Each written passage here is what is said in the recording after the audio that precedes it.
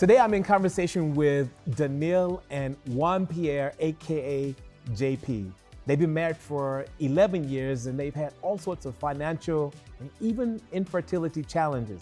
But they believe that through it all, the journey is worth it.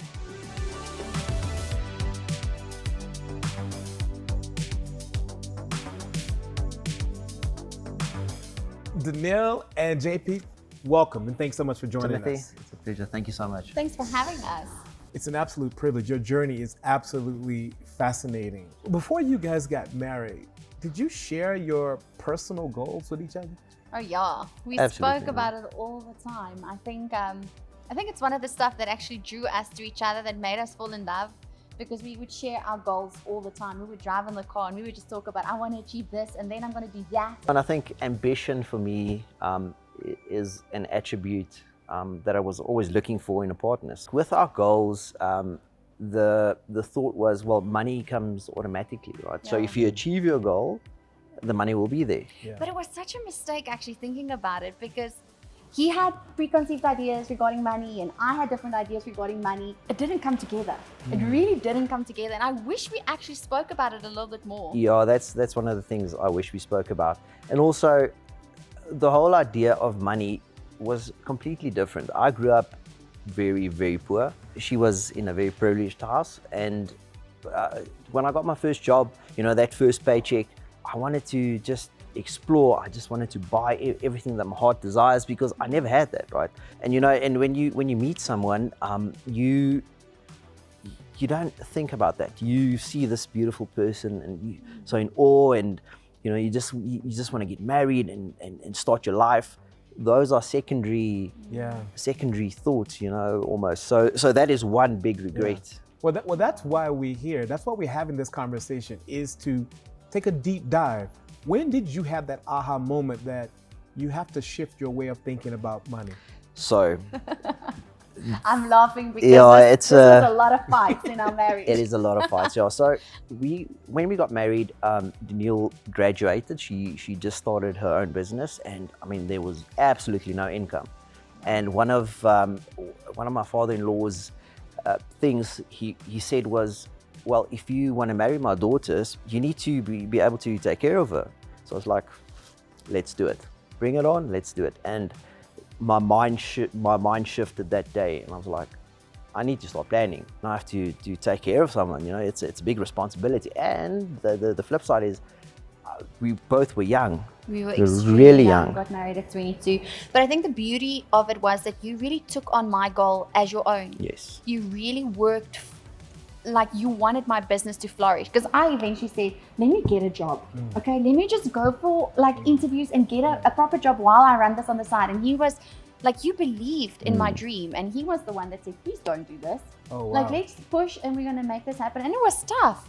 These financial challenges can sometimes kill the romance. There was a time in our marriage where JP didn't tell me about all of his debts.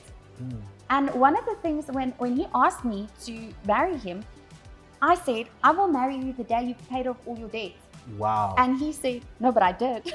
Yeah, well, I had to say something, right? So I didn't want to lose her. So at a very young age, I made quite a bit of money. And with a lot of money, at my age, you can make a lot of debt, right? So the more money you have, the more debt you can make. And again, with my background and how I grew up, I just wanted to live the high life. I never had it for 20 odd years. Obviously with that came a lot of debt, and I wanted to marry this beautiful lady, and she's asking me about debt, and it's like, well, how am I just bought the ring? How am I gonna pay this off? Because there was a day where you phoned me and he told me, I have to tell you something. And I was like, oh my word, this is gonna be hectic, you know? So I was prepping myself. I really thought he was gonna tell me he cheated on me or something. And then he said, like, there's a few things that I haven't been honest about. Wow. And he opened up about everything, put it all on the table, and we started talking about numbers, and my heart broke. It did, because like I was living in heaven. Sure. And then all of a sudden I realized, oh my goodness, our finances are not what I think it is. And I think it was that honesty that truly, it kept the spark alive. Wow. Because he was true and he was real. And I valued that, and to this day I still value and even that. and coming back to your original question, I think even though I was completely honest, was petrified telling her, but I was completely honest, and it took a while, but she accepted it. Well, you guys have had to confront a lot of very challenging circumstances, and then maybe that's the science of a good relationship, right? It's like you accomplish one thing and the next thing comes. Let's talk a little bit about infertility and how you guys have walked this road together. Yeah, it was hard. Yeah, it's probably the toughest years in our life. I can't look at him when I talk about it. Yeah. Like I always say, I would never even wish this on my worst enemy. Especially when you are young and you've got dreams, and I think sometimes you think it's so natural to get married and then you're going to go on your honeymoon and then you're going to have kids. You know, that's the normal thing to do. That's the story. And you truly believe that you've got so much control over your life.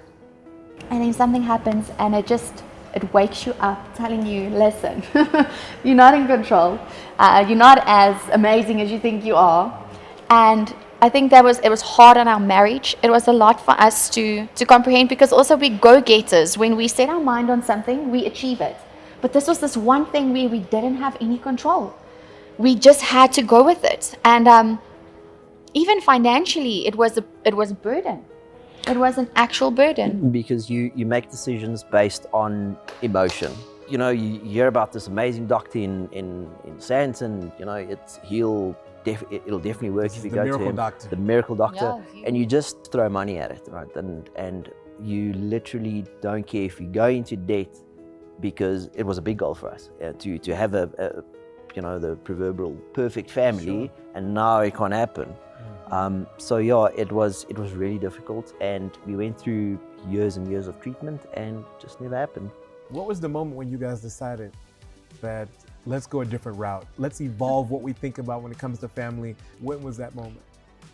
It was a moment on the brink of our divorce. So it sounds harsh, but the reality was that we both want children, and there was a point in our lives where we decided to adopt. I was adopted, and it's something that I really valued. You know, and I wanted to do that, but obviously the people in our lives didn't really agree with that. So our inner circle wasn't comfortable with the idea of adoption. So we sat down the one day and we said, you know what, if we can't have natural children together, wouldn't it be better just to separate? So we decided to go on holiday, and after the holiday we said we'll make a decision.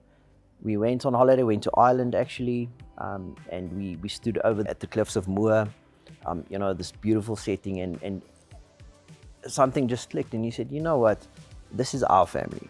Yeah, we want to be happy, we want to help a child, we want to adopt anyway, we are going to do this. And we just decided the next day.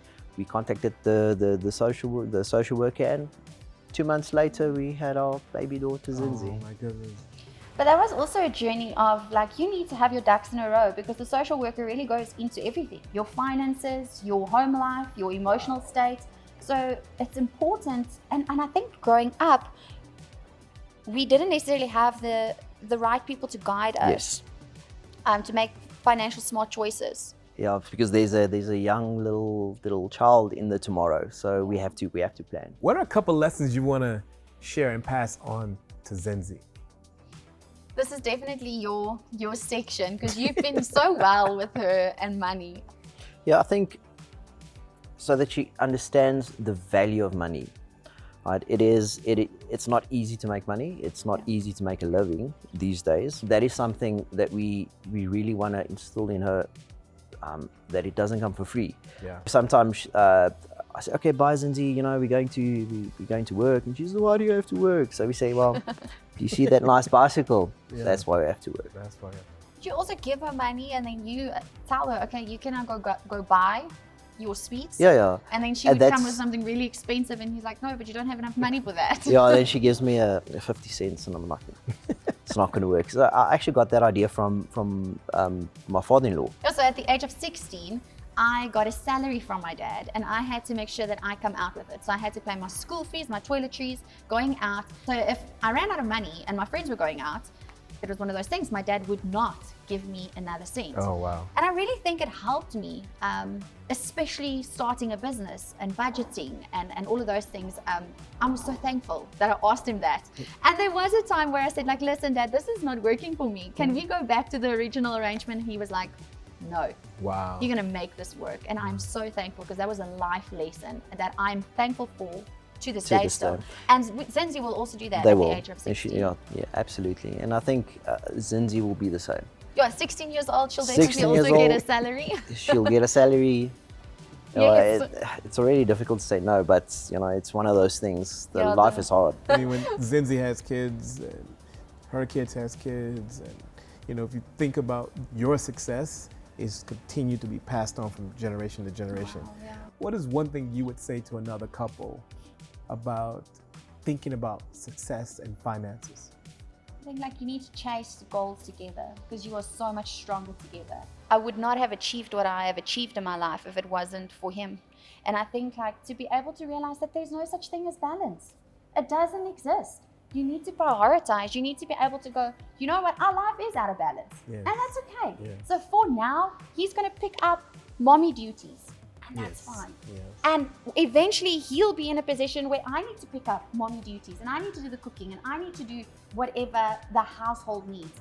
But there's no such thing as balance. Throw the idea out of the window because it gives us this false perception. And every time you fail at trying to put life into balance, you feel like you are doing something wrong. It's about prioritizing. So, and if you're a team, why would you want to take on the burden of all the responsibilities when you have a teammate, the perfect teammate, that you trust completely? Currently, she opened a new leg of a business, but the finances freaks her out. The budgeting and all of that. So I said, you know what? This thing is giving you anxiety. Don't even worry about it. I'll handle it. Yeah. Focus on the marketing side of things. I'll handle the finances. Don't worry, your people will get paid. I promise you. So I just took on that responsibility just to lighten her burden. And who better, because I can trust him. He's on my side. So I completely trust him with that leg of my business. Well, I really appreciate you guys sharing so vulnerably. Is there a mistake you've made that in retrospect, you're glad you made it and you've learned from it? Spend less, save more. Yeah, look, it's so simple to say, right? I think you need to have a holistic view of your life, right? Everyone wants to be successful and be rich and all of those things, but you need to look at success within a family. So what does success mean to us, right? Success means for me as a father and a husband, it means in 16 years from now, I don't want to worry about how am I going to get Zinzi through university. Sure. So I know 16 years from now, she will have a car, she will go through university, and I'm not going to worry. Success, that is success for me. I think the most extraordinary thing about this conversation and what I'd love for you to take away and my key aha moments, it's about teamwork. And secondly, it's about being prepared for the long term. You cannot just be driven by emotion today. It's about having a vision for your life and your family moving forward. Thank you so much. I'm Timothy Maurice.